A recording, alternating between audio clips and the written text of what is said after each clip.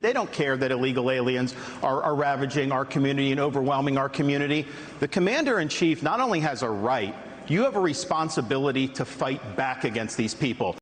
Immigration has been one of the most animating subjects of the 2024 presidential race so far. The prohibitive frontrunner of the Republican primary, Donald Trump, has embraced mass deportations, giant deportation camps, and may be considering a resumption of his family separation policy. Tonight, a federal judge weighed in to make sure that does not happen again. In response to a 2018 lawsuit filed by the ACLU, Judge Dana Sabraw approved a settlement that prohibits U.S. officials from separating families for the next 8 years. It also offers aid to the thousands of families who were separated at the border by the Trump administration, as many as 1,000 of whom have still not been reunited. Joining me now is Caitlin Dickerson, Pulitzer Prize-winning journalist and staff writer at The Atlantic. Her latest piece, The Specter of Family Separation, looks at the immigration policies Trump enacted as president and what he might do if reelected in 2024. Caitlin, thank you for being here tonight. First, your assessment of what this ruling from the judge does for future potential family separation policies from a future potential Trump administration. So this ruling is a really big deal, right? The ACLU and the separated families who were part of this case got just about everything that they asked for, short of a forever ban on family separations, which is important to point out.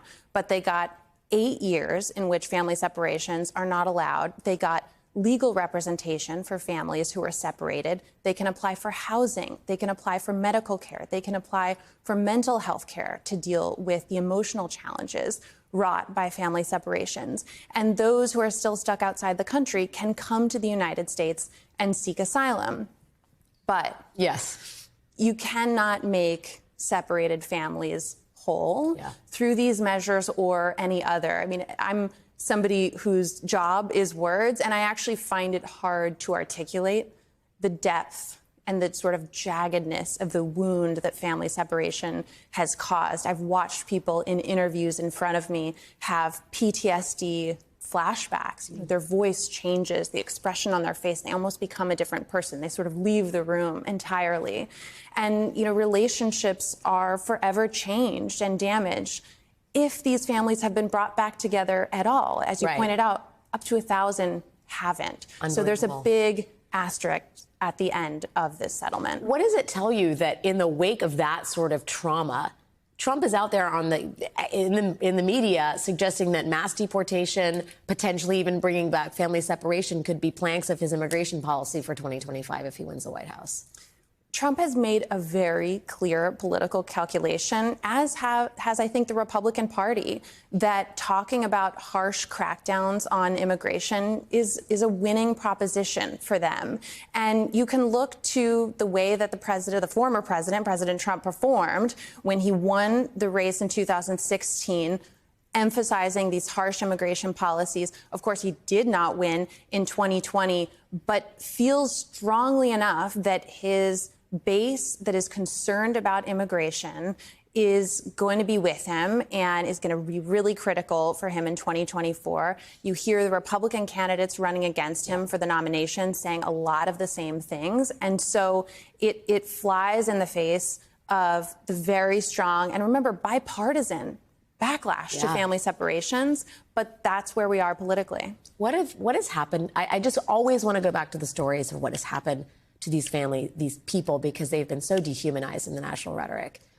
What has happened to these children who have been separated from their parents for potentially years on end? You understand the human stories in the way that few others do.